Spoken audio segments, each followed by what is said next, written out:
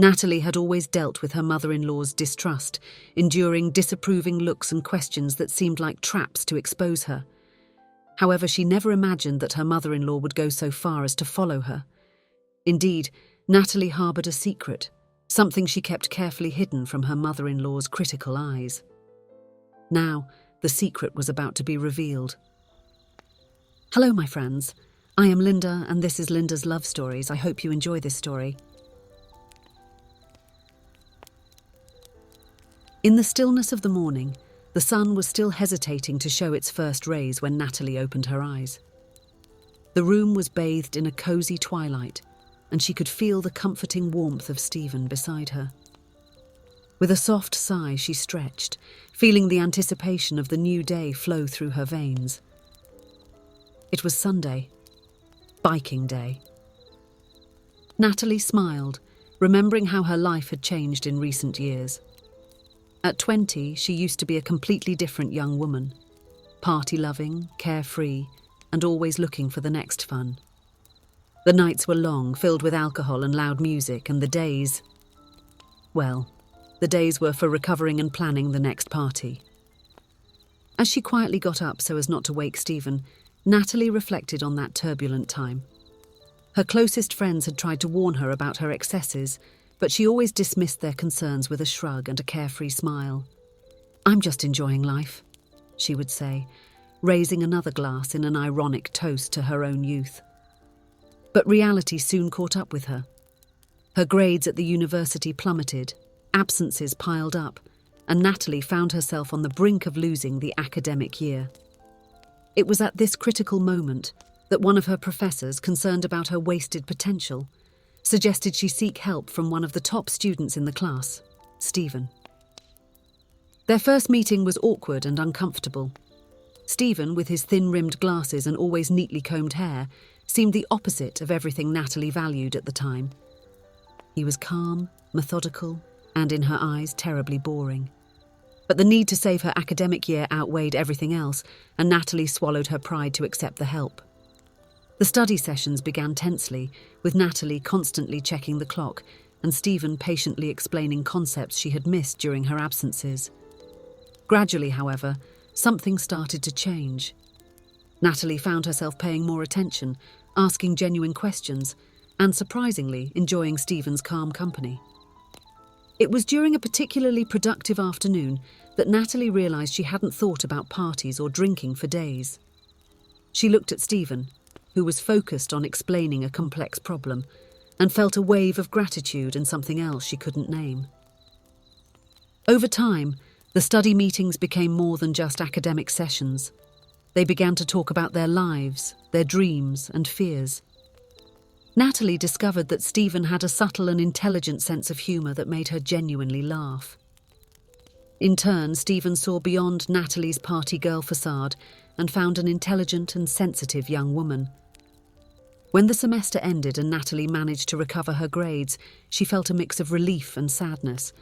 Relief for having avoided academic disaster, but sadness because she no longer had an excuse to spend time with Stephen.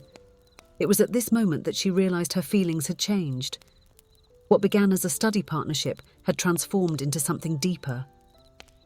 Natalie gathered the courage and invited Stephen for coffee, outside the context of studies. To her surprise and joy, he accepted with a shy smile.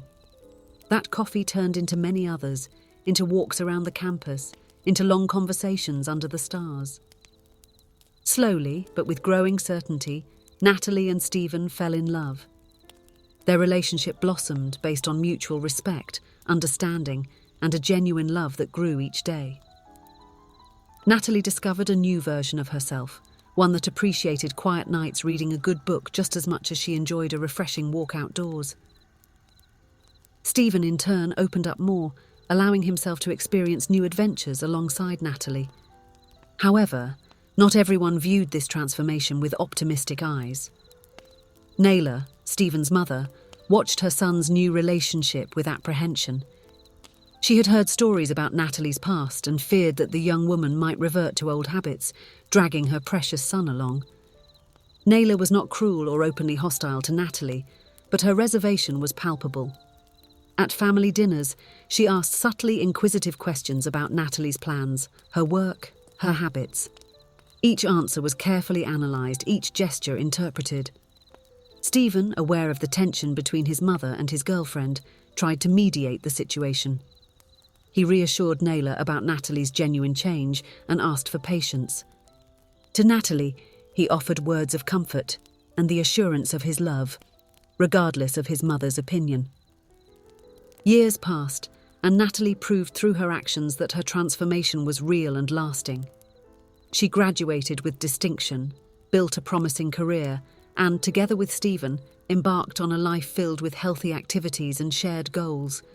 The couple discovered a mutual passion for cycling, and their Sunday mornings became sacred, a time to ride together, explore new paths, and strengthen their bond. The marriage came as a natural progression of their love. It was a simple ceremony, but full of emotion, celebrating not only their union, but also the personal growth that both had experienced together. 2 months after the wedding, on a Sunday morning like so many others, Natalie and Stephen were preparing for their usual bike ride.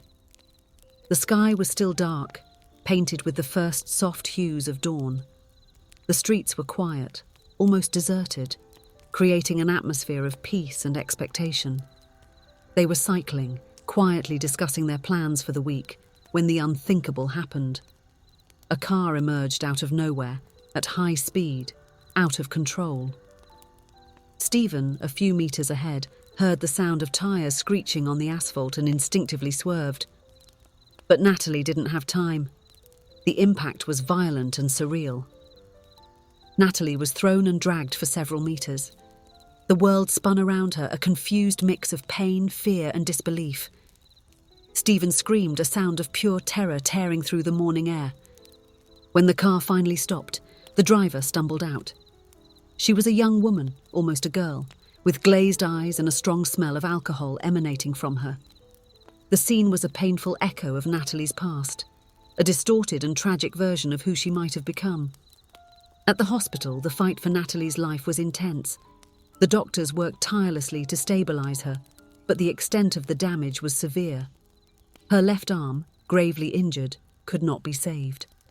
The amputation was necessary, a devastating decision, but it saved her life. Stephen stayed by Natalie's side throughout the entire process, his heart torn between gratitude that she had survived and fear of how she would face this new reality. Natalie had always been vain, proud of her appearance and her physical strength. How would she cope with such a drastic and permanent change? When Natalie finally woke up and the reality of her condition became clear, the impact was overwhelming. She oscillated between moments of silent shock and bouts of inconsolable crying. Stephen was there every moment, holding her hand, offering words of comfort, even when he himself struggled to find strength. Days turned into weeks, and weeks into months. Natalie's physical recovery was accompanied by an emotional roller coaster. There were days when she felt determined to overcome everything, and others when depression consumed her. Stephen remained a rock by her side, patient and loving, even during the most difficult moments. The trial of the young driver was an unexpected turning point. Sitting in the courtroom, Natalie observed the accused's mother, a woman devastated by guilt and worry. The despair in that mother's eyes awakened something in Natalie. She remembered her own mother years ago, staying up late fearing a call about an accident. She recalled the silent tears she saw in her mother's eyes when she arrived home, stumbling and incoherent after another night of excess.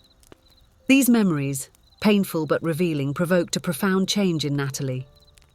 She began to view her accident not as an end, but as a second chance, a miracle that allowed her to be alive when she so easily could not have been. With this new perspective, Natalie embraced her recovery with renewed vigour. To Stephen's surprise and joy, Natalie returned to playing adaptive sports. She learned to drive a modified car and resumed many of the activities she loved. Her determination was inspiring, and slowly, the sparkle returned to her eyes. However, this sudden and dramatic change did not go unnoticed by Naylor, Stephen's mother. Always cautious and a bit distrustful, Naylor began to notice strange patterns in Natalie's behaviour. Could such a significant change in attitude be motivated by a new romance? To add to her suspicions one day, she saw her daughter-in-law entering an unfamiliar house and leaving accompanied by someone she couldn't identify. Worried and intrigued, Naylor decided to investigate further. The following week, she followed Natalie again, watching her stop in front of the same house and pick up a passenger. This time she would follow Natalie to the destination. But she did not expect what she would discover. Naylor's heart raced when she saw Natalie's car heading towards the women's penitentiary in the city. Confused, Naylor approached Natalie before she entered the penitentiary. It was then that the truth came out, a truth more surprising and touching than any scenario Naylor could have imagined. Natalie, with tears in her eyes but a firm voice, explained that she had been regularly visiting the young woman who had run her over. Not only that, but she was also bringing the young woman's mother for visits, offering support and understanding to both. "I was once like her, Naylor," Natalie said softly. "There was a time when I could have been the person behind the wheel of that car. It was my mother's prayers and the love of people like Stephen that saved me from a similar fate. How can I not offer the same chance for redemption?" Natalie continued, her voice gaining strength and emotion. "I lost my arm, but I don't need to lose my humanity or my ability to forgive. This forgiveness is not just for her, it's for me too. It's what allows me to move forward, find peace, and perhaps help this young woman change the course of her life." Natalie's words hit Naylor like a powerful wave. Years of distrust and concern dissolved in the undeniable evidence of Natalie's character and strength. Naylor felt ashamed of her hasty judgments and admiration for the woman her daughter-in-law had become. With tears in her own eyes, Naylor embraced Natalie, apologising for all the years of doubt. "You are truly a woman of character and honour, Natalie," she said, her voice choked with emotion. "My son is lucky to have you in his life, and I am lucky to have you as part of our family." At that moment, in front of the penitentiary, two women who were once separated by suspicions and misunderstandings found a new understanding and mutual respect. Natalie, who had already overcome so many obstacles, had now also won the heart of her mother-in-law. As they walked together toward the entrance of the penitentiary, Naylor offered her support to Natalie in her mission of compassion. The afternoon sun shone upon them, symbolizing a new chapter of understanding, forgiveness, and love. Values that Natalie, through her extraordinary journey, had learned to embody and was now teaching to others. If you enjoyed, please give it a like and subscribe to the channel. Leave a comment with a number from 1 to 5 to let us know how much you liked the story. Also, watch the video that is currently on your screen. See you soon.